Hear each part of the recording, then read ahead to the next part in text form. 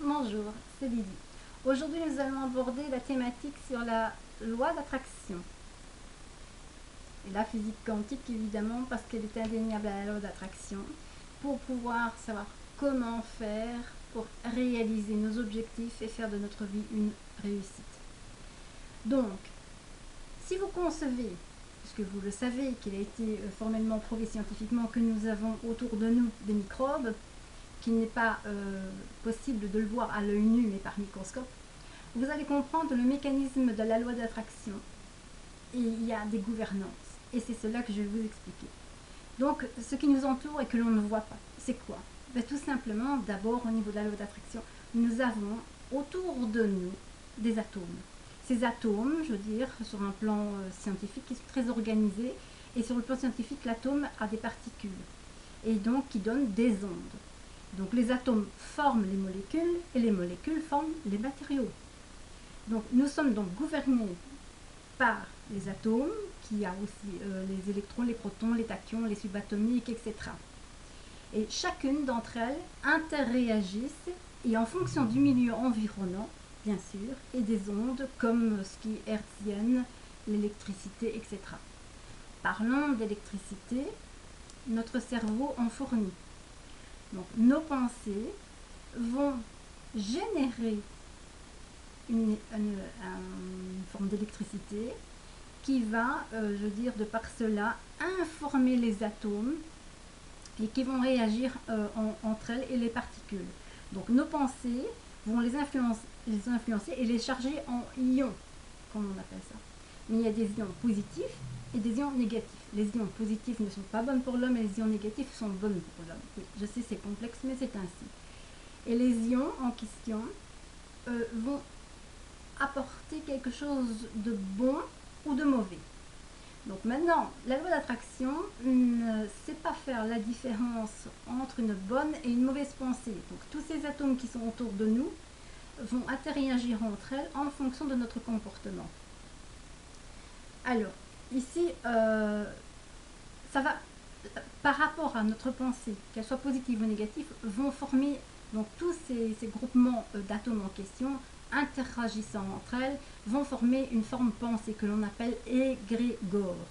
Un égrégore se crée et se forme. Donc ce processus savant va concrétiser la forme pensée, donc l'égrégore, en une molécule qu'on appelle subatomique, qui, c'est-à-dire, est une réalité. Mais il y a plusieurs réalités, diverses réalités. Et donc, si on pense qu'on ne mérite pas le bonheur, alors on va charger tous ces atomes et les particules et les générer en forme pensée.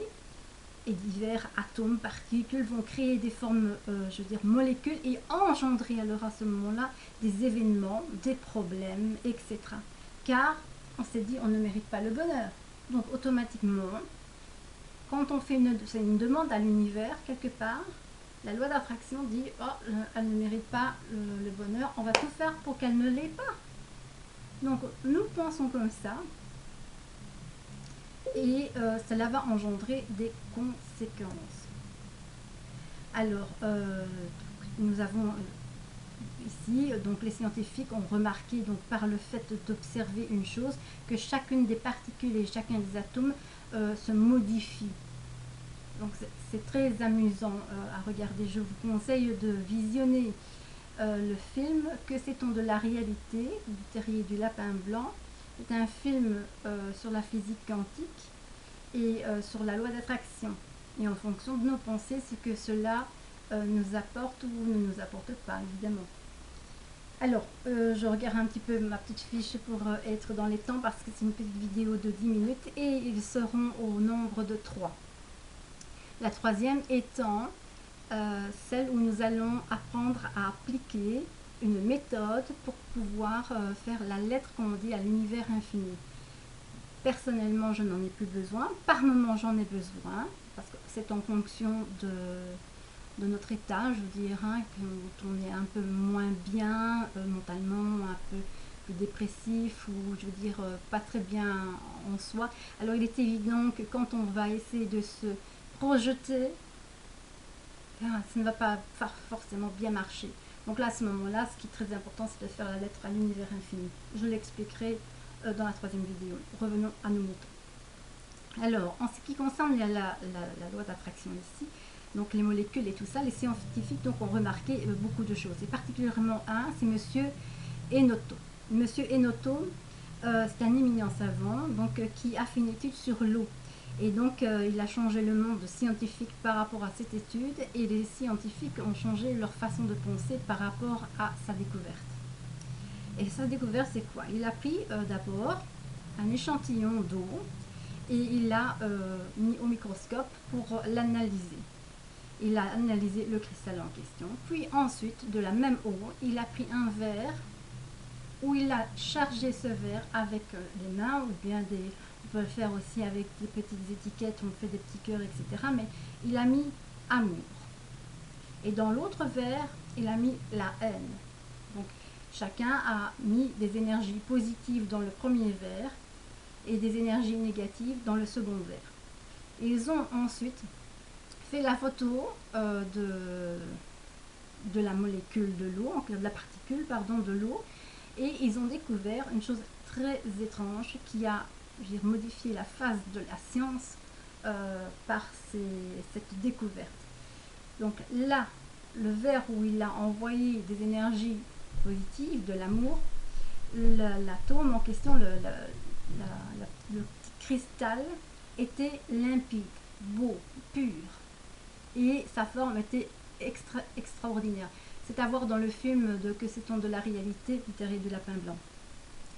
Et dans l'autre verre où on a mis projeté des choses de haine, de guerre, de tristesse, les molécules étaient totalement déstructurées.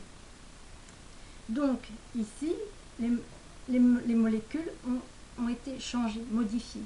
Rien que par le fait que l'on ait envoyé une énergie, une pensée dans l'eau. Alors imaginez-vous, ça c'est l'extrait du film, en fait, c'est simplement une pensée, c'était fait à l'eau, quel effet on l'a pensé sur l'homme? Parce qu'il faut convenir aussi que nous sommes faits à 90% d'eau. Si nous nous envoyons à nous-mêmes des énergies négatives, ça va être terrible. Si on pense que l'on n'est pas capable de faire une telle chose, on n'en sera jamais capable.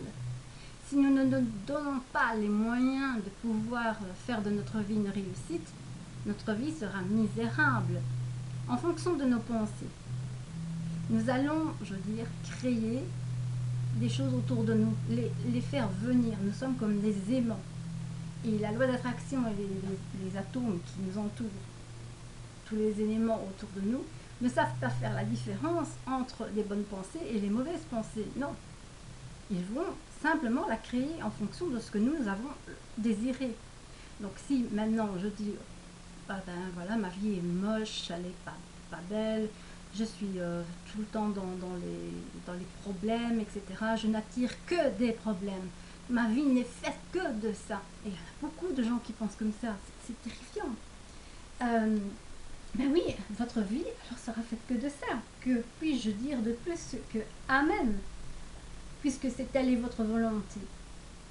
Comme dans la Bible, il dit, il sera fait selon votre volonté. Donc quelque part, c'était déjà la loi de l'attraction. Et la foi soulève les montagnes. En fonction de notre foi, évidemment, nous allons créer des égrégores positifs ou négatifs. Si notre foi est ébranlée, évidemment, nous allons avoir des petits problèmes qui vont commencer à intervenir dans notre vie. Donc, toutes ces molécules, pour en revenir à notre mouton, donc, qui autour de nous va influencer des particules et des atomes qui elles-mêmes vont influencer ce qui est en forme pensée, qui va influencer l'extérieur et des événements, et bien ça peut être aussi, par exemple, tout simplement, on va penser à une personne en négatif sur elle. On est dans le jugement, là, prenons un exemple, une personne va songer à son voisin, j'en ai marre, il m'énerve, il n'arrête pas de tondre tous les dimanches. Ce sont des choses que j'entends, je n'ai pas personnellement de jardin, donc et mon voisin non plus. Et donc, là, on envoie des pensées, je veux dire, pas spécialement positives. Alors, notre voisin, automatiquement va les recevoir. Et si nous envoyons des clous, on va recevoir des clous. Donc notre voisin va dire, mais qu'est-ce qu'il a? Il n'a pas de jardin, c'est franchement quelqu'un de fainéant, il ne fait rien. Voilà, plein de choses comme ça. Et il y a une forme de guéguerre qui va se passer entre l'un et l'autre. Par contre, si nous envoyons des ondes positives à nos voisins, mes voisins sont toujours en plein travaux, etc., l'un comme l'autre, j'envoie des ondes extrêmement positives pour faire de sorte que ça se passe bien, qu'ils soient heureux, qu'ils puissent enfin avancer dans leurs travaux, etc. Et j'envoie un égrégore extrêmement positif qui va faire que les travaux vont avancer. Alors, si les autres voisins, parce que bon, moi c'est ma pensée, mais il y a peut-être des autres voisins, oh, je m'entends, et c'est la majorité des gens souvent qui, oh, ils font du bruit, ils n'arrêtent pas de faire des travaux, regarde un petit peu le boucan que ça fait, les poussières, j'en ai marre, voilà. Bon, et la personne a le droit de changer sa maison, de faire des travaux ou de rénover, que sais-je. Et il y a des gens qui envoient des pensées négatives. Mais ces pensées négatives que l'autre envoie au voisin, le voisin va penser peut-être bien quelque chose d'autre négativement du voisin qui a envoyé l'énergie négative. Par contre, si moi je lui envoie l'énergie positive, pensez en bien de moi. Mais ce qui est génial, c'est que d'un côté, en envoyant cette pensée, ça va lui attirer des choses positives qui va lui permettre de pouvoir avancer dans ses travaux.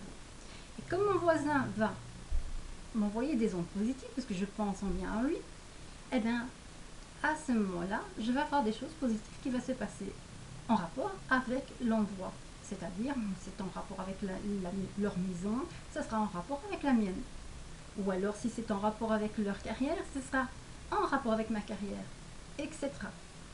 Donc, il est très important de pouvoir avoir une pensée extrêmement positive et de pouvoir canaliser ses pensées. Éviter d'être dans le jugement, être plutôt dans la constatation. Je constate que, en fonction de, mais ne pas juger. Et ni se juger soi-même, constater que nous avons certains défauts et pour pouvoir y remédier, il va falloir changer notre perception et notre vision des choses. Donc là, c'est un travail sur soi-même. Maintenant, nous allons passer à la seconde vidéo, la vidéoconférence, et je vais continuer sur ce sujet. Je vous dis à tout de suite.